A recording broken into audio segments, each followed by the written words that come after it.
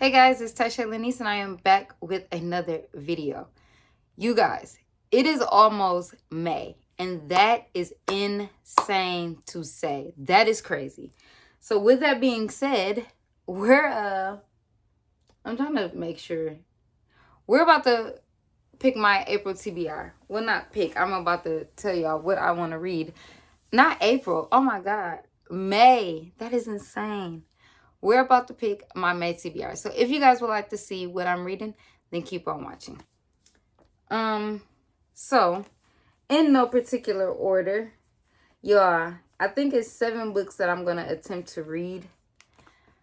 Wish me luck. Because these are from the library, and since they're due in May, figure we gotta read them. But in no particular order, this is The Score by L. Kennedy. This is the off-campus series. This is the 3rd book. I think they're pretty much standalone, so I'm pretty sure I could read what's going on because it's not like focused on just certain characters. But it says, he knows how to score on and off the ice. Allie Hayes is in crisis mode. With graduation looming, she still doesn't have the first clue about what she's going to do after college. To make matters worse, she's nursing a broken heart thanks to the end of her long-time relationship. Wild rebound sex is definitely not the solution to her problems, but gorgeous hockey star Dean De Laurentiis is impossible to resist. Just once, though, because even if her future is uncertain, it sure as heck won't include the king of one-night stands. It'll take more than flashy moves to win her over. Dean always gets what he wants. Girls, grades. Girls, recognition. Girls, he's a ladies' man, all right. And he's yet to meet a woman who's immune to his charms, until Allie. For one night, the feisty blonde rocked his entire world, and now she wants to be friends? Nope, it's not over until he says it's over. Dean is in full-on pursuit, but when life-rocking changes strike, he starts to wonder if maybe it's time to stop focusing on scoring and shoot for love. This is the 3rd book in the off-campus series, so that is book number 1. Book number 2 is Dial A for Aunties by Jessie. The name is like covered up everywhere. It's covered everywhere. Some Jessie Costado.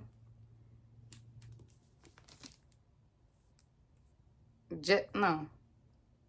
Child, I'm sorry. Dial A for Aunties. I can't see. But I've heard a lot of good things about this book. I guess it's a part of a series, and this is the 1st book. It says, what happens when you mix one accidental murder with 2,000 wedding guests and then toss in a possible curse on 3 generations of an immigrant Chinese family? You get 4 meddling Asian aunties coming to the rescue. When meddling Chang ends up accidentally killing her blind date, her meddlesome mother calls for her even more meddlesome aunties to help get rid of the body. Unfortunately, a dead body proves to be a lot more challenging to dispose of than one might anticipate, especially when it is advertently shipped in a cake cooler to the over-the-top billionaire wedding that Medi, her ma, and her aunties are working at an island resort on the California coastline. It is the biggest job yet for their family wedding business. Don't leave your big day to chance. Leave it to the chance. And nothing, not even an unsavory corpse, will get in the way of her auntie's perfect buttercream flowers. But things go from inconvenient to downright torturous when Medi's great college love and biggest heartbreak makes a surprise appearance amid the wedding chaos. Is it possible to escape murder charges, charm her ex back into her life, and pull off a stunning wedding all in one weekend? It seems like a cute, funny rom-com book. Next up is Catherine Center, The Love Haters. I have actually never heard of this book and haven't heard anything about it. Haven't heard anybody talking about it, but they got sprayed edges. That's pretty cool. But I have read Hello Stranger, I believe. What's her most popular book?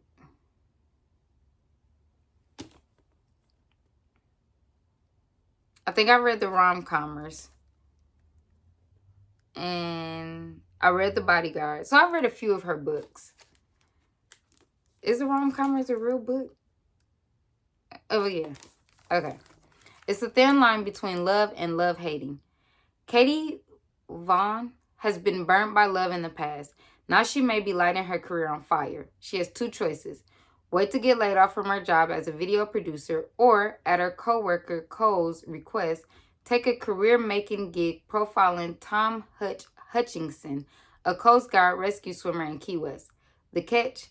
Katie's not exactly qualified. She can't swim, but pretends that she can. That's dangerous. Plus, Cole and Hutch are brothers, and they don't get along. Next stop, Paradise. But Paradise is messier than it seems. As Katie gets entangled with Hutch, the most scientifically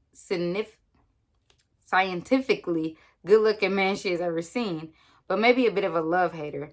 Along with his colorful Aunt Rue and his great rescue great dad, she gets trapped in a lie. Or two. Swim lessons, helicopter flights, conga lines, drinking contests, hurricanes, and stolen kisses ensue, along with chances to tell the truth, to face old fears, and to be truly brave at last. I'm sorry. But the love hater.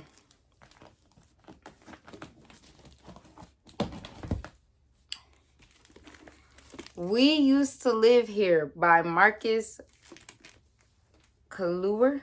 I've heard so many things about this, but they also say it gets a little creepy. Okay, Get Out meets Parasite in this eerily haunting debut and Reddit hit, soon to be a major motion picture about two homeowners whose lives are turned upside down when the house's previous residents unexpectedly visit. As a young queer couple who flips houses, Charlie and Eve can't believe the killer deal they've just got on an old house in a picturesque neighborhood.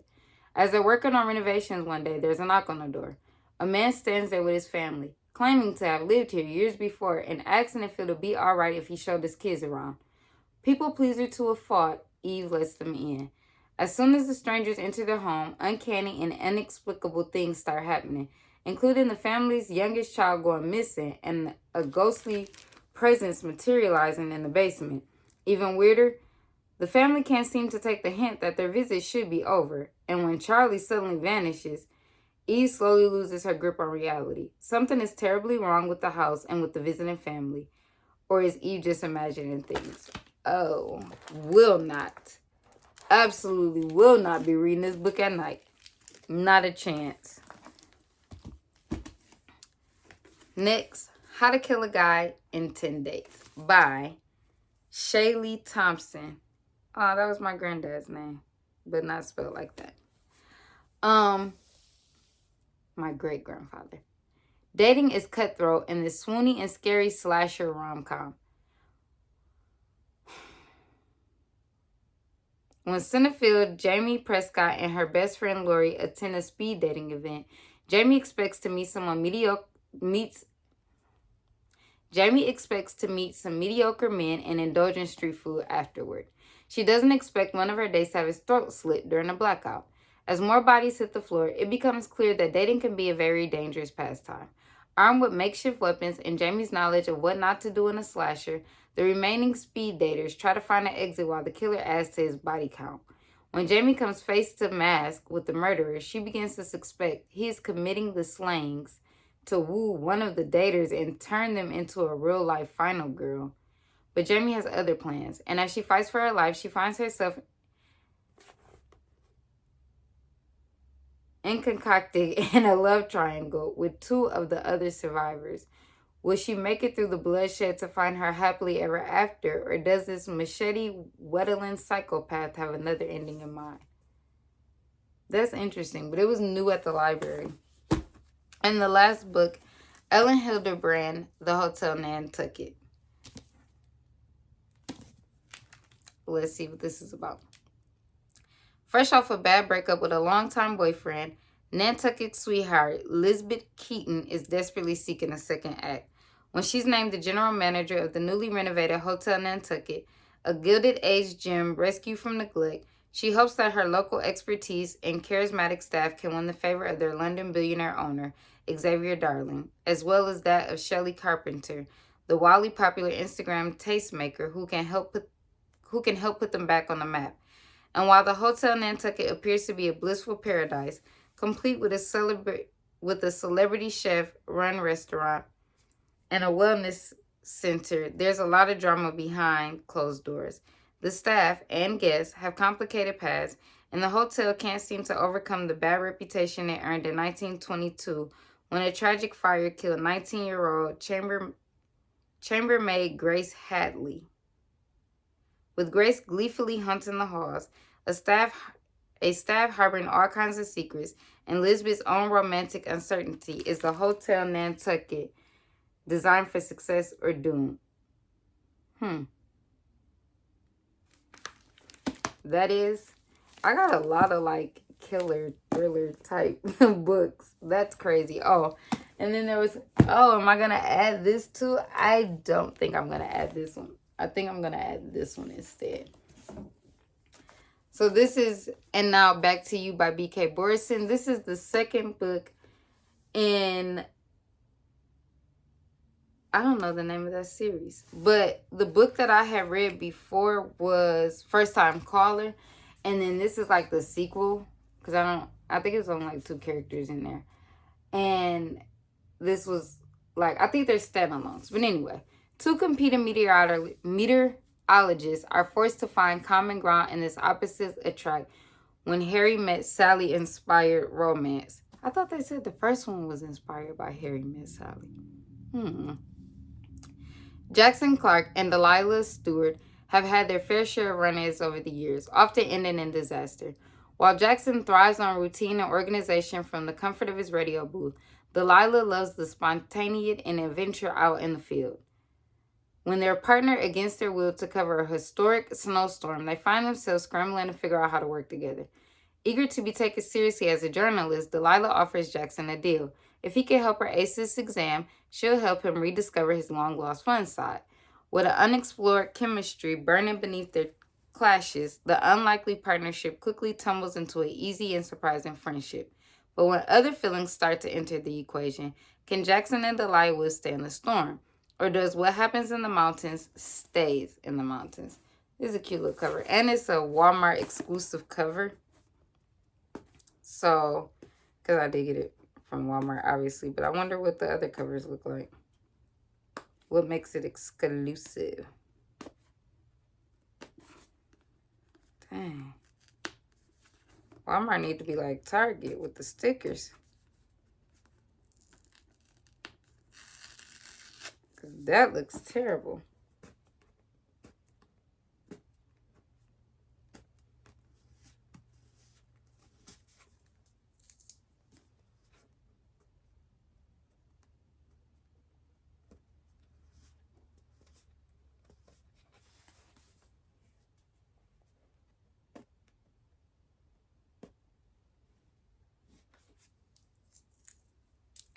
This is annoying me.